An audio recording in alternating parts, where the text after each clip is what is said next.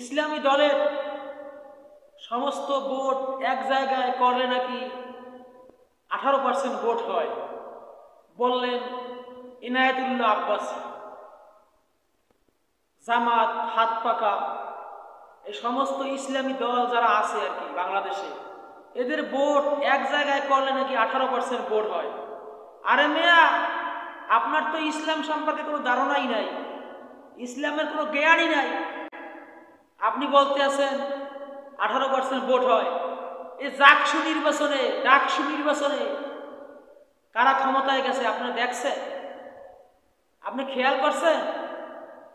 আপনি তো ইসলামের শত্রু। আপনি যদি ইসলামের শত্রু না হতেন এই ধরনের কথা আপনার মুখে কখনো শোভা পায় না। আপনি ওয়াজ মাহফিল করেন আর বলতে আছেন ইসলামিক দলের ভোট এক করলে 18% ভোট হয়।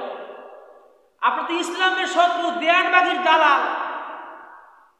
আওয়ামী লীগের সময় আওয়ামী লীগের পক্ষে কথা বলছেন, এখন আবার বিএনপির পক্ষে কথা বলেন, জামাতের বিপক্ষে কথা বলেন, ইসলামী আন্দোলনের বিপক্ষে কথা বলেন। আপনি খালি ওয়াজ মাহফিল করলেই হবে মেয়া? আপনি যে কথাগুলি বলেন যে 18% ভোট হয়, আপনি যে কমেন্টগুলি পড়ে দেখছেন, আপনাকে কমেন্টে মানুষ আপনাকে গালিগালাজ করতে আছে। এই ধরনের ফালতু কথা বাদ দেন মেয়া।